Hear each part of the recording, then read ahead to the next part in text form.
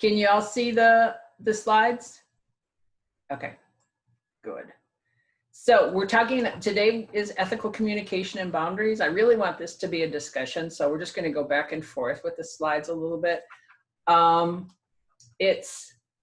I've pulled from a number of things. I'm actually going to be doing the same, pretty much the same training with the new AVAPs next week. So there's not a whole lot in here, but there's a lot of slides, but there's a lot to discuss.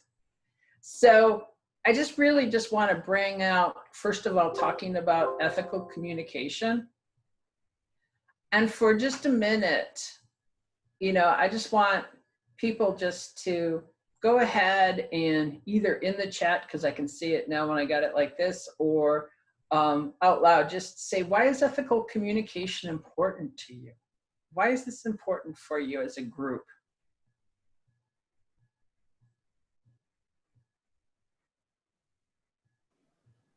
Feels like the guiding foundation for the work that we do.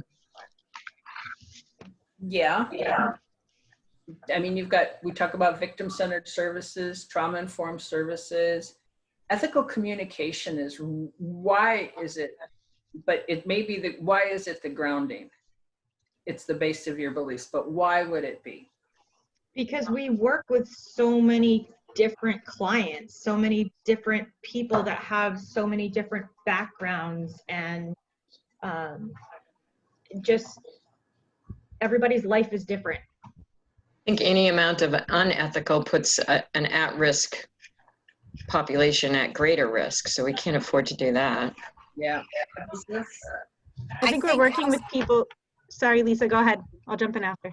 Okay, I think also it protects the guests. It protects the people that we work with. It keeps them safe from that balance of power, or the imbalance of power. So it's really important that we hold our end to it for them. And that's so important. Go ahead, Tiffany.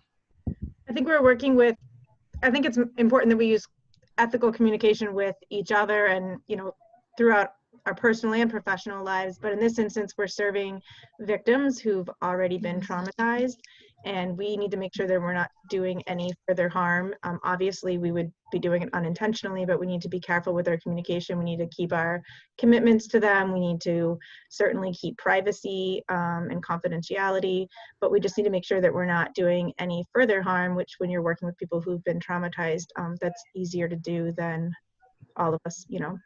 That it's just the risk is there to accidentally harm. So go ahead. Go ahead. Go ahead, Linda. No, I was just reading what was in the chat. Yeah, I was just saying, Yes. I think Brad's alluding to something that I'm actually saying. Also, ethical communication between us as staff members is really important. I don't want to just, for me, at least my purposes, I think that I look at ethical communication in my life, and how do I do that with other people in my life. And I think one of the things that you all sort of alluded to, I mean, everything you said was great, but it's also a form of self-care, because ethical communication decreases, for lack of a better word, the drama that you experience on the job.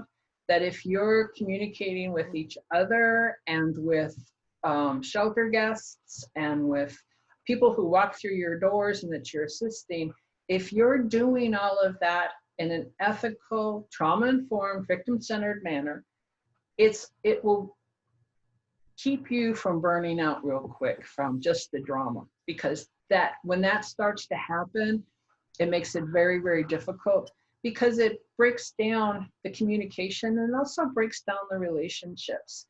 And when I first got on today, Penny was talking about what a great group you are and how you all work so well together, and you've managed to hold it all together for the past 6 months during COVID. And it's, you know, it's when ethical communication is not happening that groups fall apart. And it can happen on a number of different levels. And so we're going to talk about a number of those today. So I'm going to go back to the screen here. And there's this group called the Resource Sharing Project that has a lot of group discussions for people who are, they do women of color groups, they do aspiring white ally groups, they've been doing discussions through COVID, all of this. And so Kat Fribley from the Resource Sharing Project, she just came up with these really great guidelines, and I love them because it really speaks to how we can actually improve on our relationships with each other and with the organization. So the first one is just start with goodwill and loving kindness. You know, it's just about being able to say in the morning, I am just going to treat everybody that way I want to be treated. I'm going to treat everyone as if they're trying to do their best. I'm going to just go into this with goodwill and just have the assumption that everyone is just doing their best for today. And when you're having discussions about ideas, look for ways that they work, not for reasons that they won't. And, you know, I can be guilty of that sometimes. I think I even, you know, when I'm talking to you guys sometimes and you're saying, you know, well, we're going to try this, and we're going to try this, I will go ahead and give you reasons why it won't work. But I think it's also just giving everybody the opportunity to be able to, you know, express their ideas and get it out there.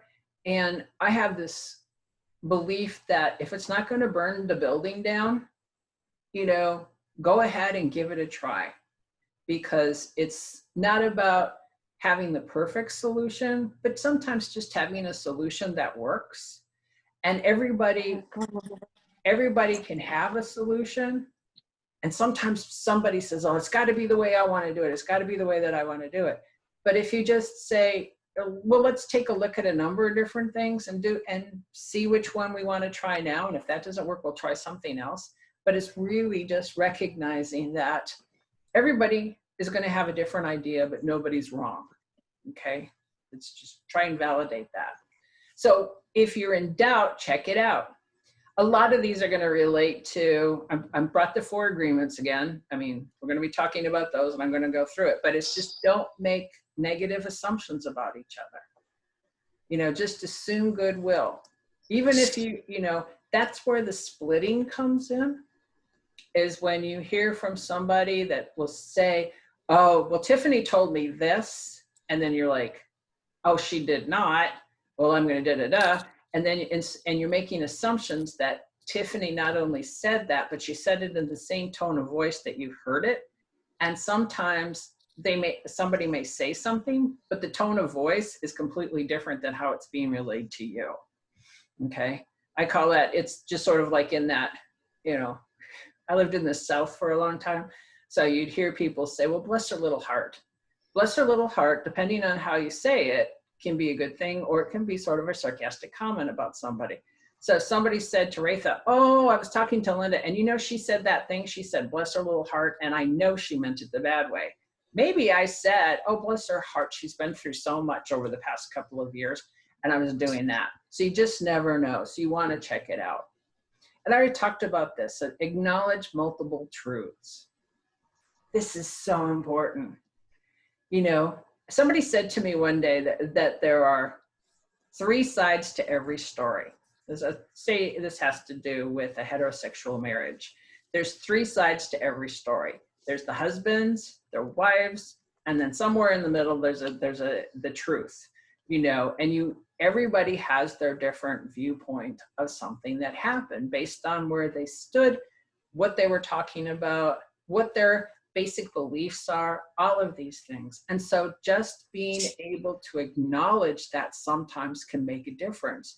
Just being able to look at somebody and saying, okay, I see that. I mean, we see this a lot in our political discourse these days. When you're talking to different people, and for people who don't believe the same things you do, they very much believe the things that they do, and that's their truth. And sometimes the best we can do, instead of trying to get them to change their truth, is maybe understand where that truth comes from. And for them, it can be completely valid. but it's not your truth. I like this one. Speak positively about each other and your organization at every opportunity. You know, when you're out there, you let people know that this is a great place to work, that you enjoy working with each other, and you're doing everything that you can to help survivors. And so even when you're talking about the program to survivors, you want to make it about the work and not the person. Make it about starting point and not necessarily the advocate, because that's a really tough thing to do sometimes. And that comes into play in where if somebody, and I've seen this so many times in so many programs where you've got an advocate who wants to work with somebody exclusively, and what ends up happening is that the survivor is seeing that, well, the person is helping me, not the organization.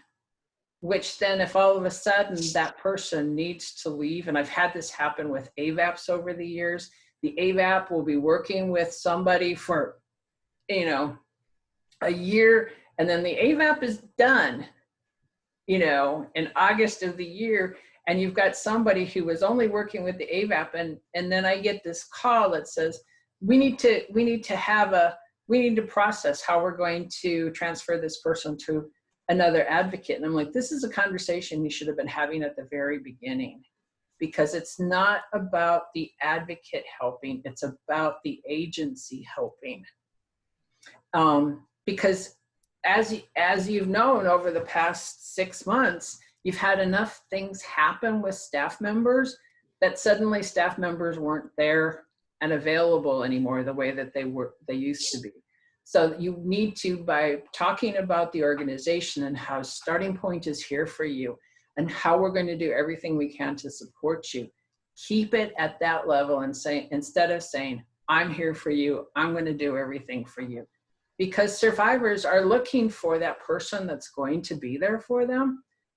And you're setting yourself up for this person to be hurt when you're not available for them. They need to know that the agency is available for them. So demonstrate gratitude for disagreement and courageous conversations. Sometimes, you know, we talk about, in a number of areas lately, people say, I want to have a safe space to talk. Well, you know, if you have a safe space, sometimes you don't grow. You want to have a brave space where people can speak out and know that everyone else is going to acknowledge that there are multiple truths, that people aren't making assumptions about them. So it's more about having that brave space for you to grow.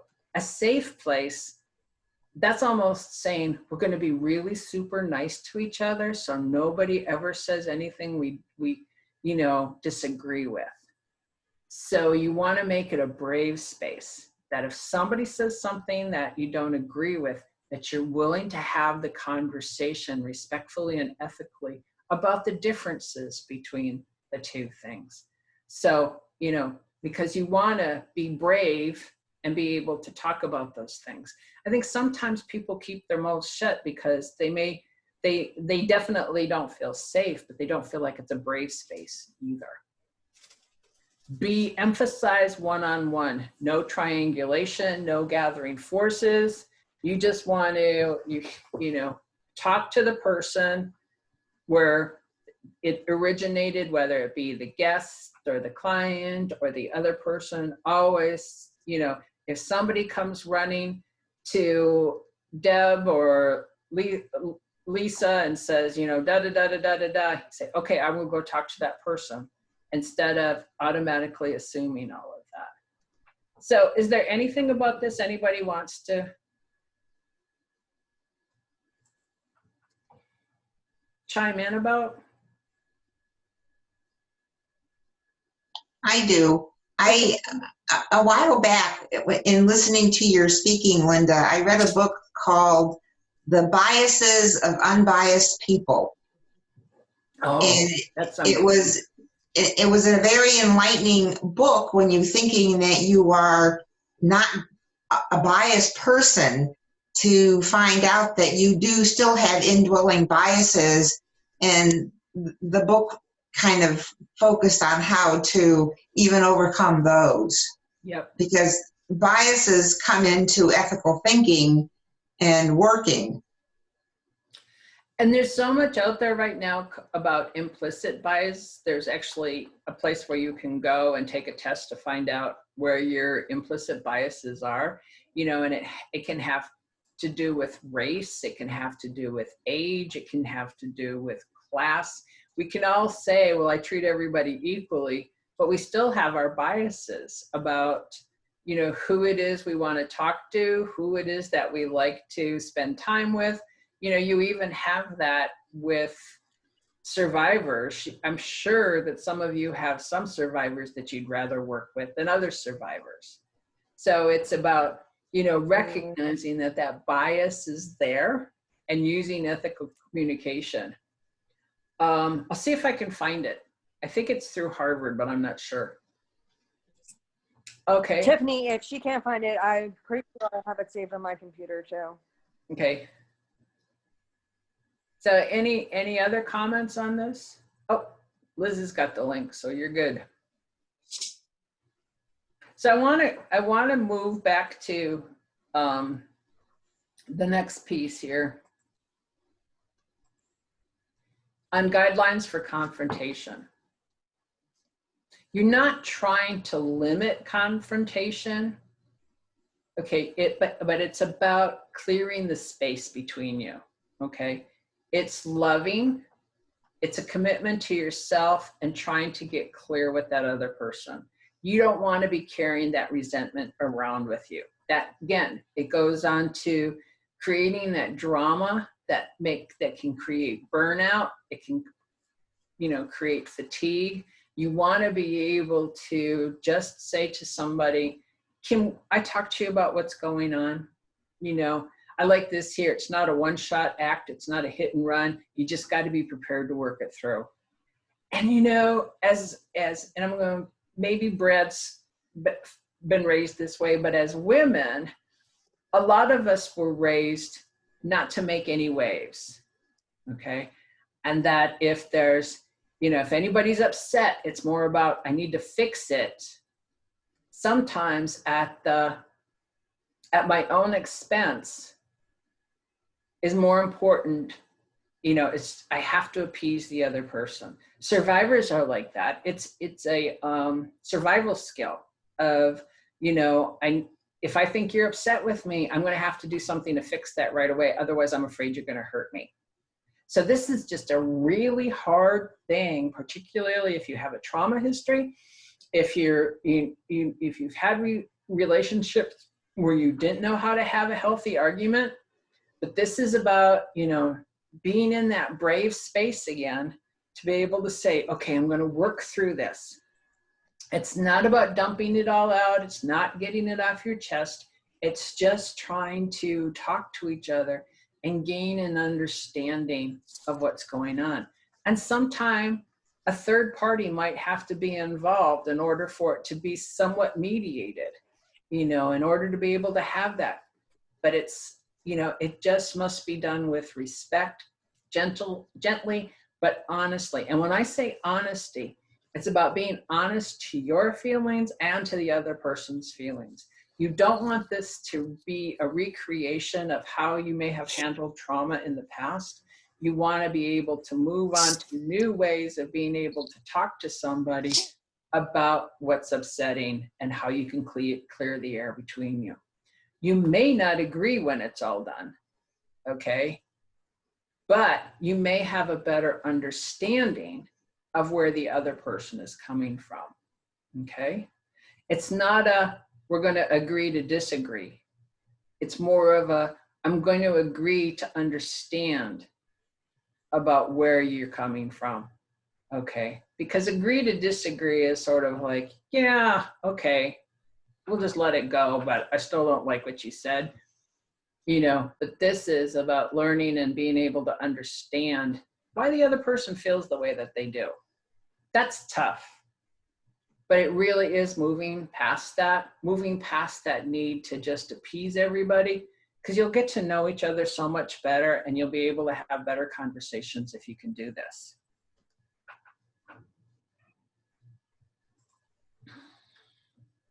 I'm not doing this guy because we're going to do a few polls, have a few discussions about situations.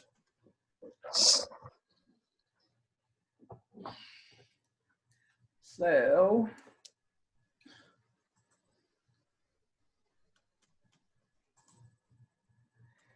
okay.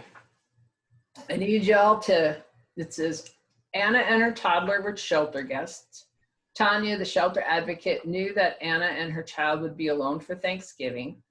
Tanya invited her to her home for the day, and they struck up a friendship, and Tanya continued to invite her to her home. Okay, so, so this is anonymous for right now. Just go ahead and pick one of those options.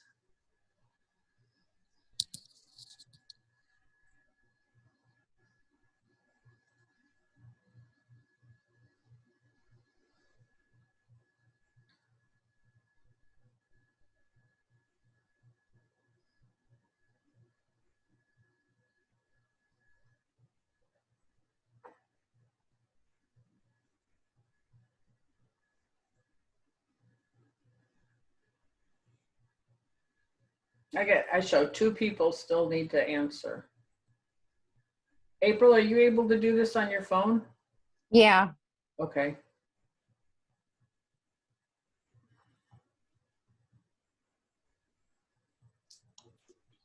Looks like one failed to submit, like it didn't come through the poll. Okay. Oop, there's 10 of 11.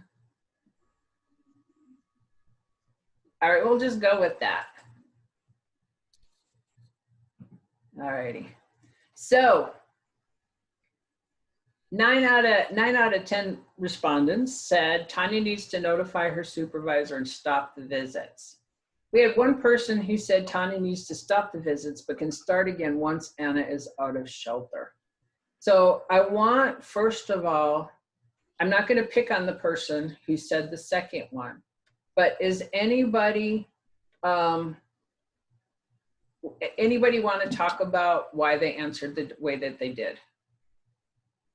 Just go ahead. Well, I can tell you, Linda, that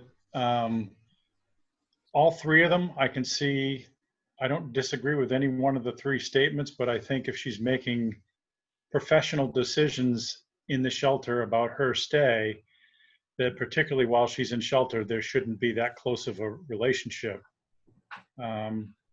And I might have changed my answer to number 2 if it was once Anna is no longer a client, like a year out or something like that.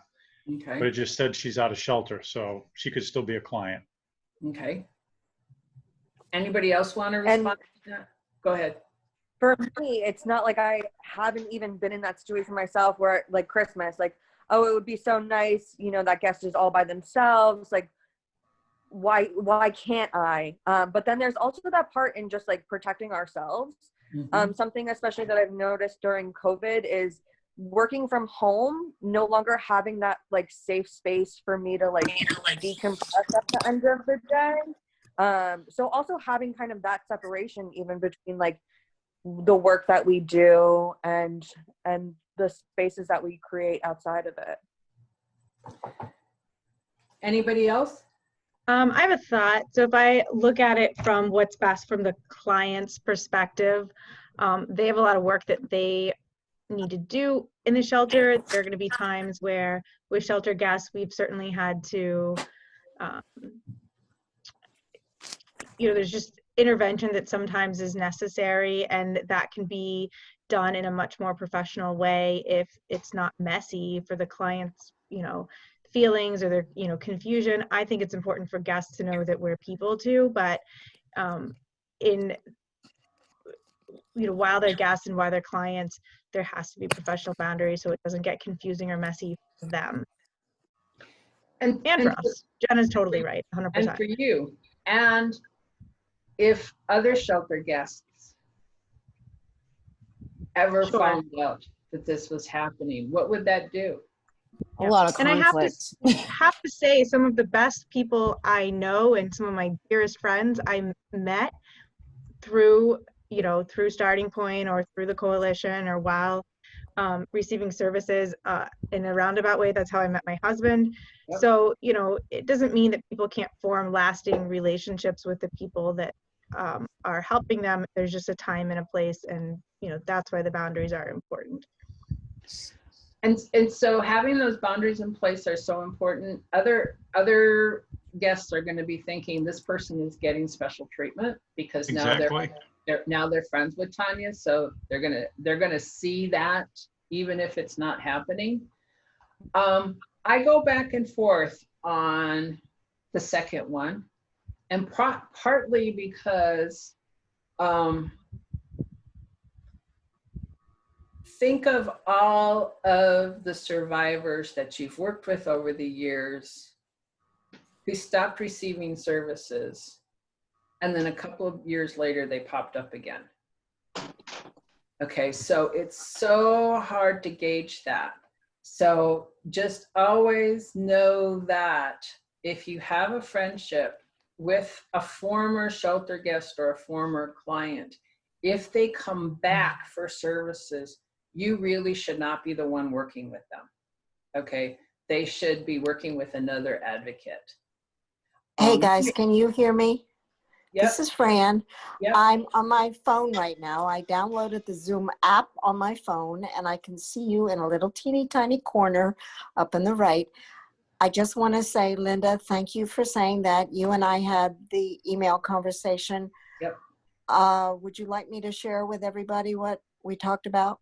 Sure. Okay. I think all of you know that I have worked for about 7 years with DB. And recently we've developed more of a friendship than an advocate-client relationship. And I reached out to Linda to ask her what the boundaries would be. And she explained to me very clearly yesterday, and I appreciated exactly what she just said. So moving forward, this is something that I will be doing with DB. If she has any needs from Starting Point, I will be referring her to one of you and continuing with her on a friendship basis. Is that okay with everybody? Yes. Absolutely. Okay, good. And so- Because she reaches out and just checks in, especially during COVID. It's been, how are you doing? Are you all right? That kind of thing. And we've been messaging back and forth quite a bit. And I wanted to clarify the boundaries because I don't ever want to do anything to violate the confidentiality. But from now on, if she needs anything, and she's very comfortable with all of you, she's infinitely grateful to all of you. So I will just be referring her to you guys if there is an issue that normally I might help with, but I'll ask her to go to you. Okay? And there's a couple of other pieces on that, Fran, is to be very careful that if she's working with somebody else from Starting Point and she's Yep. talking to you about how she feels about that person, Yeah, you need to stop the conversation. I agree. Totally. Okay? Yeah. You Yeah. just basically say, I'm not going to talk to them about things that you say to me, but Right. I can't have this discussion with you because you're Right. working Right. with them, because that No, I split. It Yep. would split No, us. I totally understand that. Because I think it's great when we can have relationships with people once they've moved on and out, but there still needs to be some boundaries around all of that. Yeah. Yeah. And I feel like we do a pretty decent job of that now in a kind of in a different perspective. At least I know for me, I was born and raised in the area. My family has a prominent business. I know pretty much everybody. Buddy, yeah. And so I know that when certain clients come across, I will say to Brad usually, I know this person, I know this, and this, I'm not comfortable. Or I will actually go to the client themselves and say, I know that we know each other from XYZ. Are you comfortable working with me, or would you like me to find another advocate to come work with you? But I always leave that for the people that are more acquaintance-like I know them, know of them, but not somebody that I know well. I had a situation once with a program where one of the advocates was not only working for the DV program, she was also working for a homeless program. And a woman came into shelter that she had had experience working with at the homeless shelter. And this advocate wanted to tell everybody everything that she knew about this person from having when this person was living in the homeless shelter. And I said, you can't do that. Right. That information has to do with that place. You can't bring that information here. She needs to be able to tell her story here. It's the same type of confidentiality that you would have with anything else. You want to let people be able to tell their story. Yeah. So yeah, I'm going to go to another one.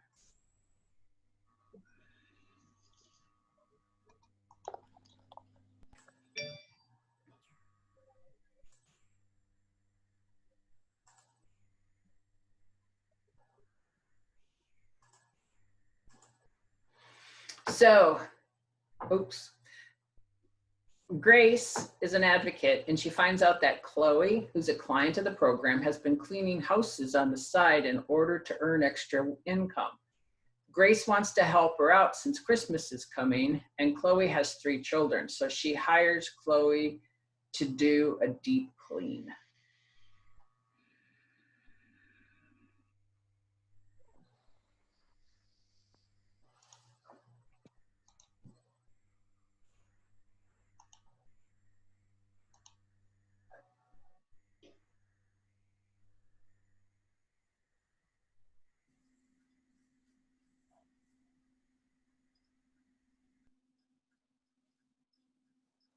Mine doesn't seem to be going through, Linda. All right. I still got 4 people yet. 3 people. And Fran, are you able to answer the poll on your phone? I don't think so, no. Okay, so I won't count you. Okay. So, seems like everybody decided that she broke boundaries by letting Chloe into her home. I think down the line, 5 years from now, 2 years from now, depending on Chloe's situation, that might be different. But why did everybody think that it was breaking boundaries? Security purposes? I mean, if Chloe is a client, would she be jeopardizing the security and safety of the advocates if where they live were to get out in the public domain? I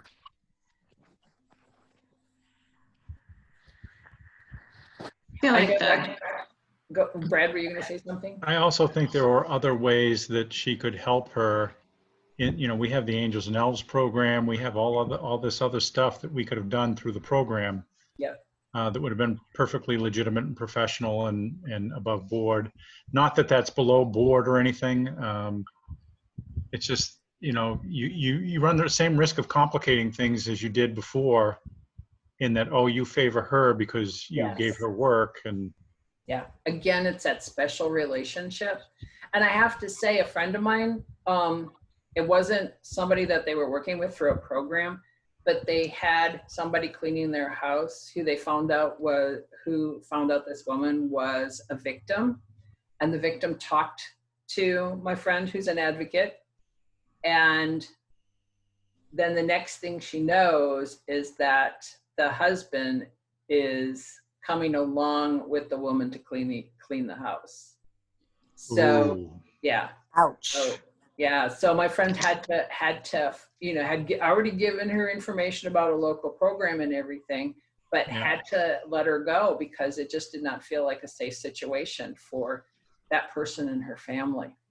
So There's so much complexity in it, particularly like Penny. I've been here most of my life and feel like I know most everybody who's here. So I have had the experience of having somebody who was the equivalent of cleaning my house, who then found out that I work for Starting Point, and then, you know, so it can come at you a whole bunch of different ways. In the last one, I would have picked the second one if the supervision was in there, because I feel like that's key for everything and anything we do, not just to go over it with Deb, but to go over it with each other, to cover all of our bases, to make sure that we're not leaning in when we should be, you know, holding steady, or to make sure that we're sharing something that, if it could come up and cause jeopardy to either the client, the advocate, or the agency itself, that we have a third party who was made aware of it. That it's one of the things that I think's been hard for all of us in COVID, not being in the same space with each other, because that's sort of a collective supervision of the work. you're so right on that. It really does. The more voices that you can bring to that conversation, the better, because everybody's going to have a piece on that to think about. Definitely. Okay. So Anna, we're going back to Anna in the first one. With no ill intent, she tells Joe, a shelter advocate, that she spent Thanksgiving at another shelter advocate's home. When she realized— I'm not seeing it on my screen, Linda. Here we go. That's my fault. Okay. So Anna tells Joe, who's a advocate, that she spent the Thanksgiving at Tanya's house. When she realizes that she may have gotten Tanya into trouble, she asks Joe not to tell anybody. What should Joe do?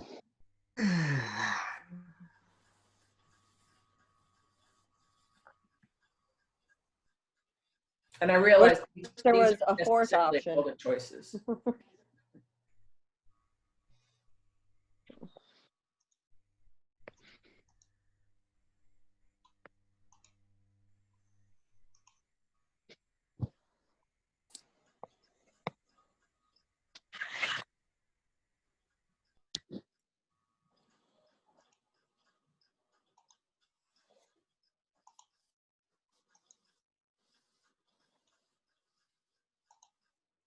I'm not going through again, Linda. Okay. I don't know what's wrong at your end.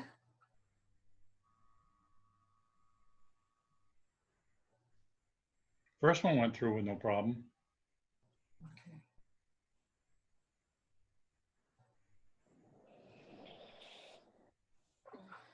Okay, I got 10 at 12, so we're just gonna go with that.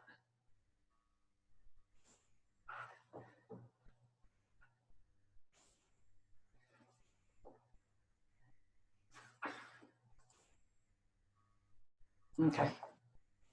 So we got a couple of people who are outliers on this. So let's talk about this.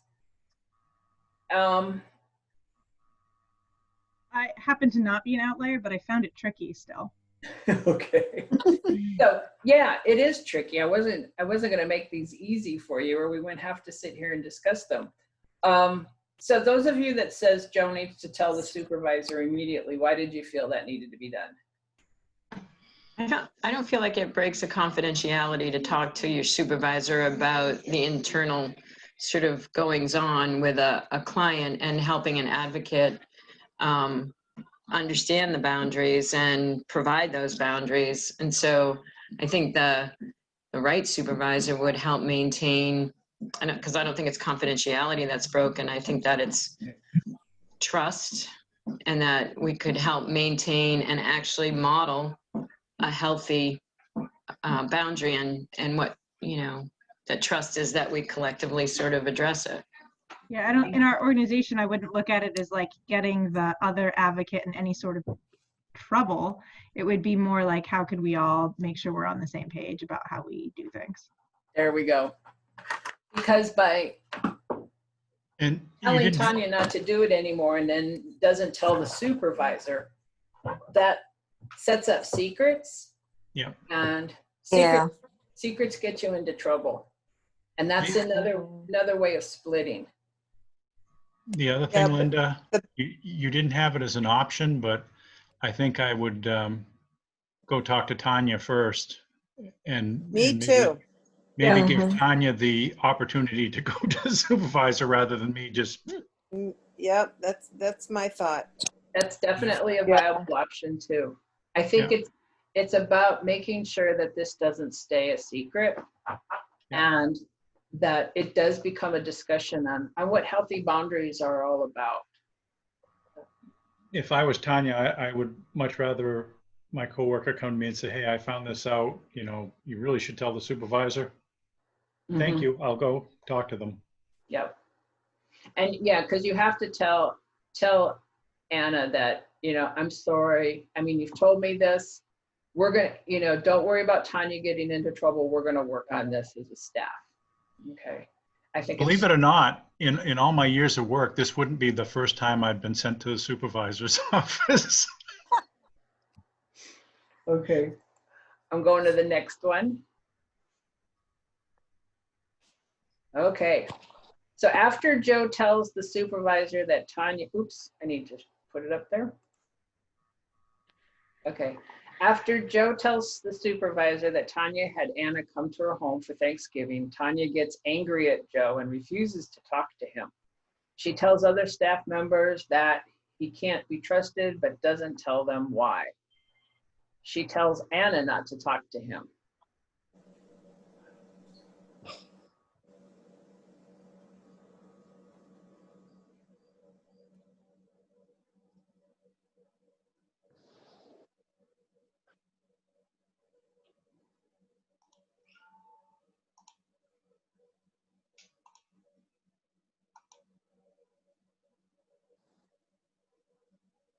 Oh, went through that time.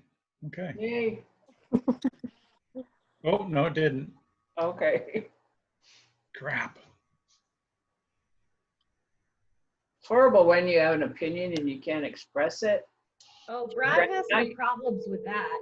I was just gonna say, and Brad, now you know what it's like to be a woman.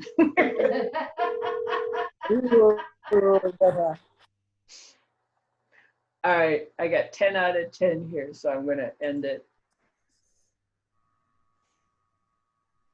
So y'all got this. The supervisor needs to talk to Joe and Tanya together and then separately and tell them to get their act together. Yeah, yeah. My See, this question is would why I be- answered the last one as soon as I saw her. Yeah. Should have talked to Tanya first. Yeah. What about talking to them individually first and then bringing them together to kind of like prep them to be like, look, this is the situation and I'll be the mediator, but the two of you need to sit down rather than just like bringing them in and being like, hey, talk it out. I think that's perfect. I think Yeah. that's a good idea. Yeah, I think that's a very good idea. In fact, I would reword this to do that. Yeah. And I think maybe the supervisor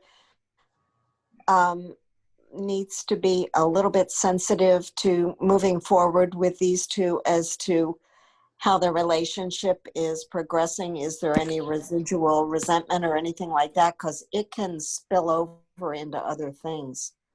Well, it could also spill over into how Anna feels. She could, Yeah.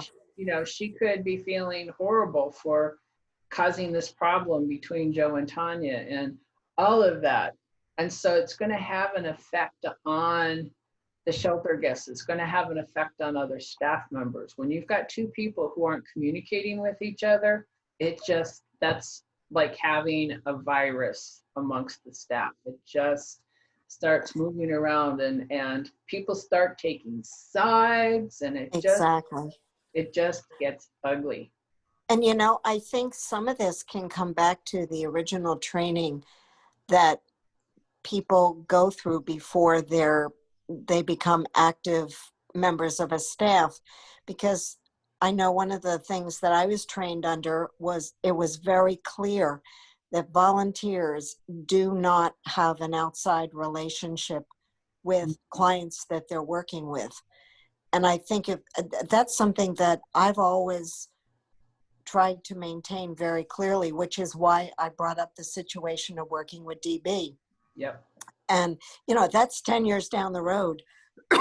And I think that if it's very clearly articulated in the training that staff members get before they join an agency, that might have precluded some of this happening. I agree. I think we already sort of talked about this one, but I'm going to bring it up anyway because Penny got a little ahead of me. Sorry. That's okay. Gail, who's an advocate, is shopping at Market Basket. She runs into a high school friend. When she tells her where she works, Tammy, her friend, starts asking for help getting into the shelter. Gail tells her to call the next day and to ask to speak just to Gail.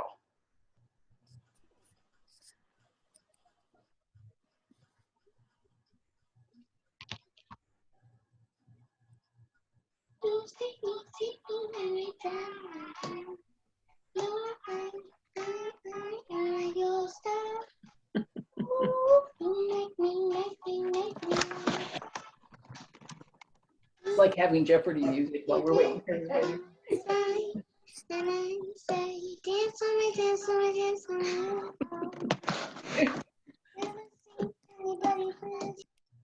I'm not going through, Linda.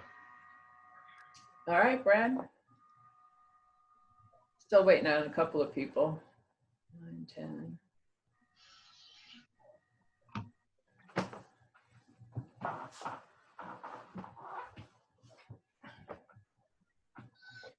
So this was fairly easy since we had already talked about it. But yeah, Gail just explains to Tammy that she can't work with her, but assures her that another advocate can, and she connects her to a different advocate. And doesn't, you know, and should let at least her supervisor know that she was high school friends with this person, but, you know, so that there can be that boundary maintained. That's going to be important too. It's going to have to do that. I think for Penny and for me, for Tiffany probably too, like it would be almost impossible To go to work with anybody because we either know them or know somebody who knows them or something like that. I was just going to say too that I think, and I think our supervision is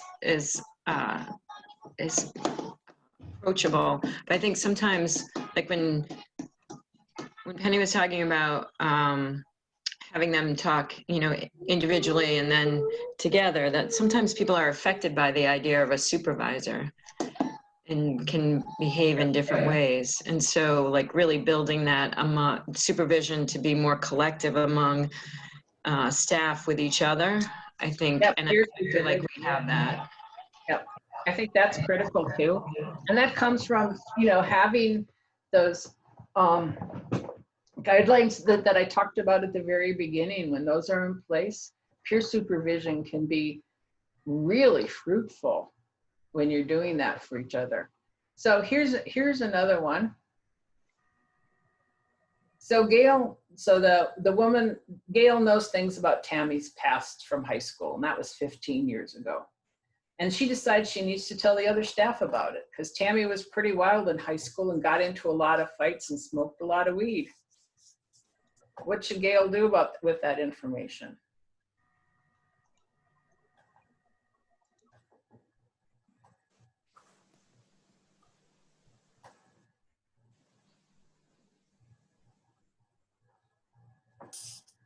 That seems to be an easy one for everybody. Yep. It is. Yep. It is and it isn't though, because we do sometimes share information that we think would be helpful for the client about that. Like knowing that she's struggled with addiction would be something that I might want to, I know that the advocates that I work with, I could share that information with them without having them be judgmental, but just know that they might want to be looking at some of those resources or just keeping an eye out for that. So Well, I would also say you may want to talk to Tammy about that first. Yeah. Yeah. And this seems more like gossip to me than helpful. In this scenario, it feels like gossipy instead Yeah, of it feels like support. gossip. And, you know, what she did 15 years ago in high school is a lot different. You know, you behave a lot differently at 30 than you do at 15. I like Definitely. to Hopefully. think people can Irrelevant mature on and top of change. gossipy. Yeah. You know, the problem is, you know, a lot of the problems is a lot of the people we deal with, their abusers behaving the same as they did when they were 15. Yes. That's herein lies the issue. That's so true. True. Yeah, I think I like Raith's point, though. I think it would still be about talking to Tammy first and saying, you know, I do remember some of this stuff. Is that anything you want? You know, you can talk to the advocate about that if that's still a problem. You know, just encouraging a little bit, but also, you know, trying to maintain some of that boundary, because, you know, yes, she could still have a problem with addiction, but, you know, some people smoked a lot of weed in high school and they never touched it again. Yeah. You just don't know what's going on. And we've had enough talks about coercive control and substance abuse and all that type of stuff that you would bring all of that in there. So yeah. And unless she's smoking weed behind the barn at the shelter, we don't need to know. That's right. We've got one more.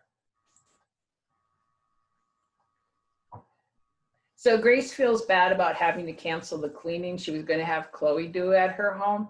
So she goes out and she buys a bunch of Christmas gifts for Chloe's children and doesn't tell anybody about it. Chloe is very grateful to Grace.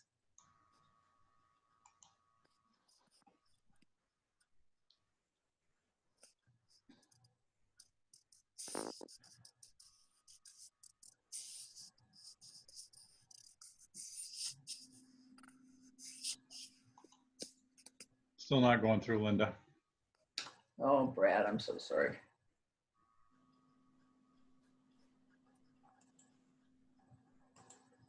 So we talked about this. There's plenty of other ways that you can get Christmas gifts for Chloe's kids.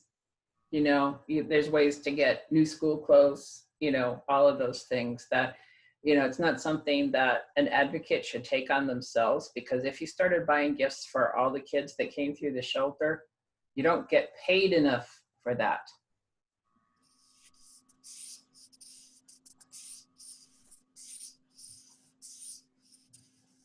Okay. So any other comments on any of those before I go on? It's Fran. Here I am. Yeah, we can see her. Yep. Just now. Is that your phone or your guys computer? I'm on my phone. Oh, okay. Hey, this is really easy to do because I can do this anywhere in the house. Yeah. I was having a problem not being in my normal location. You know my you're being computer. recorded though, Fran, right? Yeah, that's fine. Anyway, no, this is easy to do. And I've got it on my phone and now I know how to do it. So yay. So can you think of any other little scenarios that I maybe didn't touch upon that you'd like to run by the group? Not for me.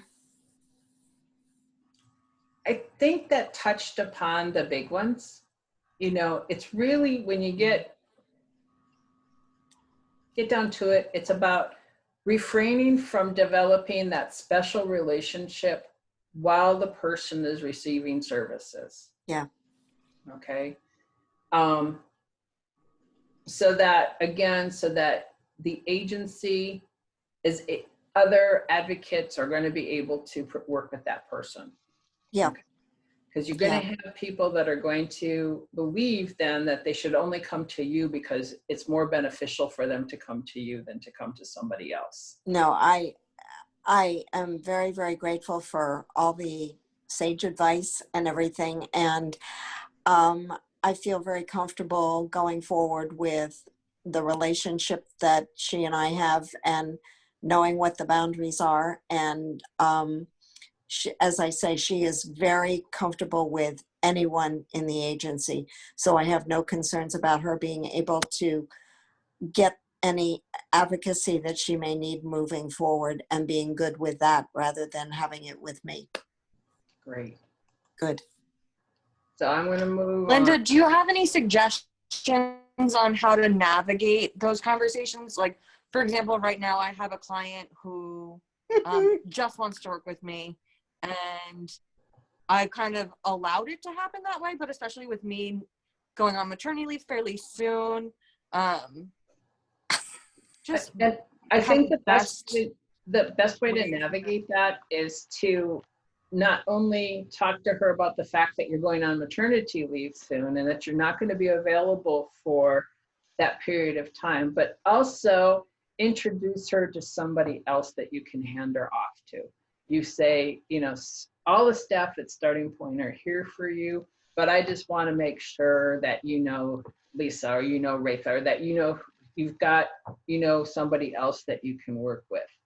And so that, because then they'll think, okay, maybe I can trust this person because Jenna trusts them. But it's about it's so that you're not saying, I'm leaving for a few months and you're going to have to work with somebody. You can say, I'm leaving for a few months to continue to receive services. You can work with any other advocate here, anybody who answers the phone, but I can introduce you to one so that you know, at least you've got somebody's face, you know, and just have a way of doing that handoff. I think that's the best way, because I think a person feels abandoned if all they hear is, well, I'm going to be gone for 3 months, so just call up and talk to anybody. No, you know, we want them to feel comfortable talking to anybody, but if they've only been working with you for a period of time, they're going to want to know somebody else too. Because you can't undo what's been done. Okay. All righty. Anybody else?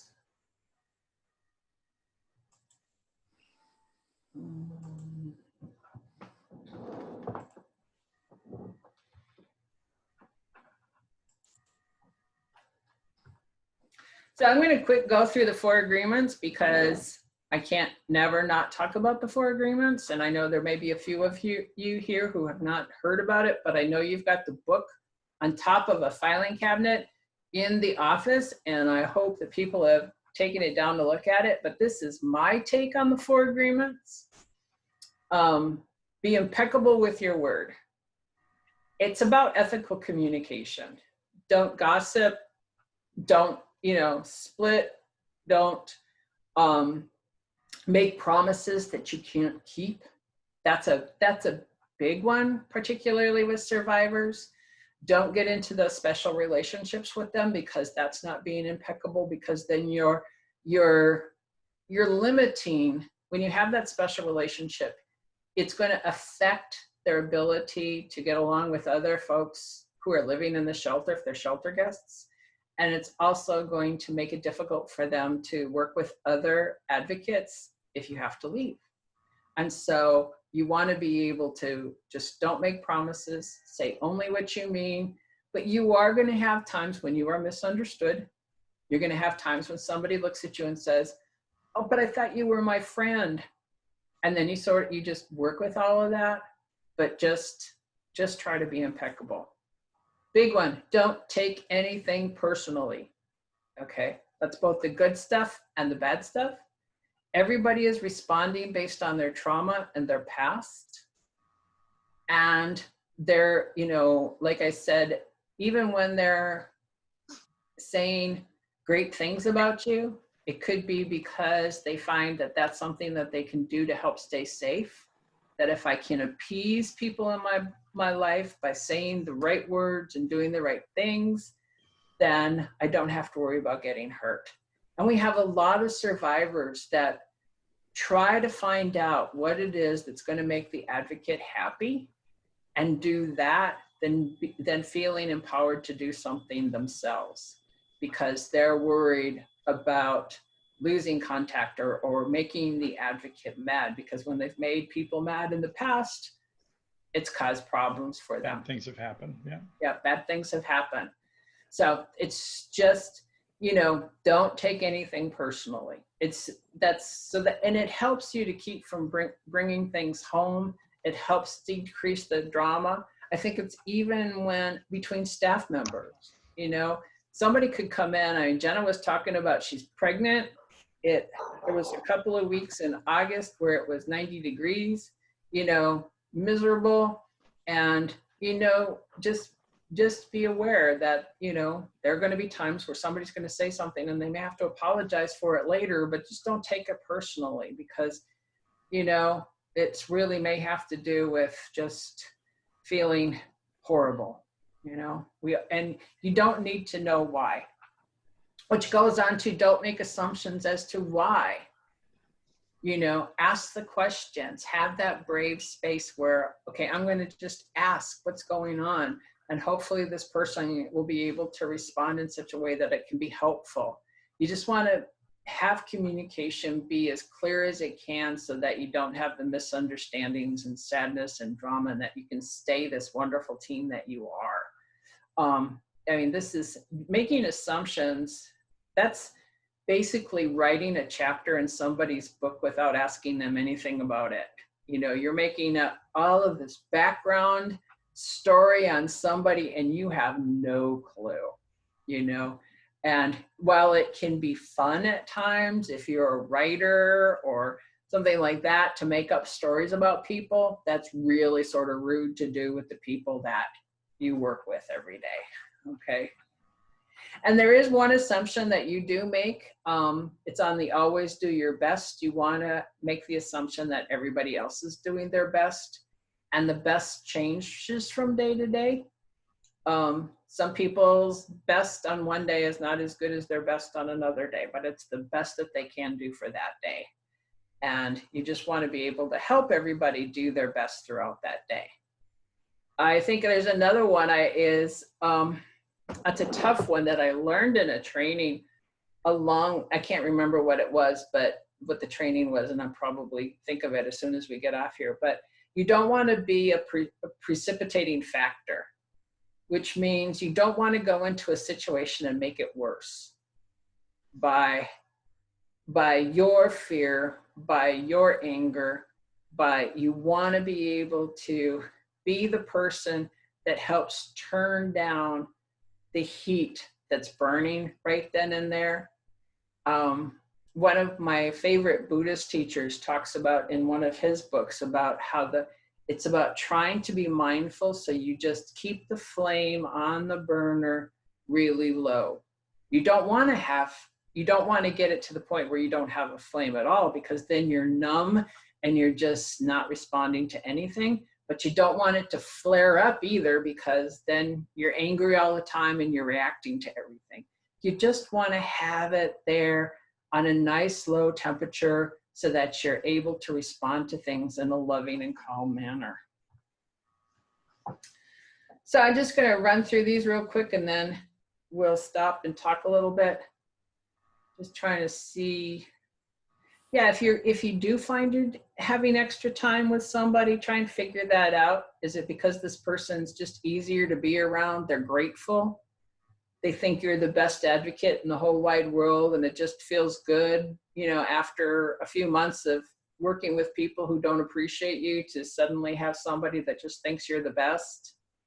You know, use whatever policy you have for communicating with clients, and that's changed a lot over the past 6 months. So it's good to be able to revisit all of that. Make sure that you don't exceed these professional boundaries, and that even goes into if somebody's got severe mental health issues, that may be a call that you are not really equipped to deal with that, and that may need to be something that gets moved on to someplace else, because you don't want to exceed what it is that you're actually able to do, or you could be setting yourself up for it. Be discriminate in your use of social media. I don't think I need to tell you guys this, but I have been at programs where they have looked people up on Facebook, and that should not be done. I don't think anybody really wants to be judged on their Facebook persona, and people will post stuff And then you end up judging them on something that you wouldn't have known about if you hadn't looked on Facebook or any other Instagram or wherever they are posting things. So just be real careful and don't, yep.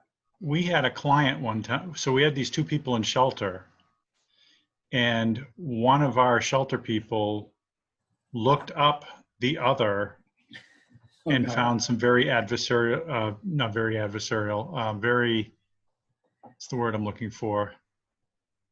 Not good information. Incriminating. Negative. Incriminating. But it was very bad information about a client, and felt compelled to bring it to our attention. And yeah, it was a mess. Yeah. Because you can't do anything with that information. No. It's, yeah, it's just, yeah. It has really, you know, messed things up, you know, because yes, sometimes I know people have gone on Facebook and found out that a shelter guest has posted pictures taken in the shelter and taken pictures of other people living in the shelter and things like that. But, and that shouldn't be done, but you also shouldn't be browsing around on their Facebook page either.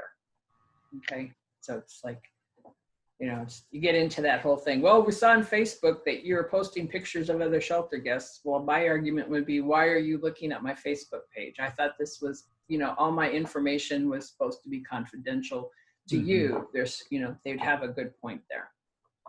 So make sure you have strong working relationships.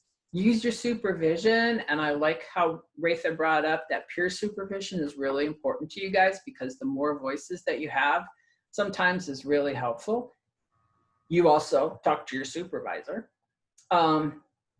If you don't have what you need in your organization to help clients, collaborate with everybody to address the problem rather than trying to take care of the problems all by yourself.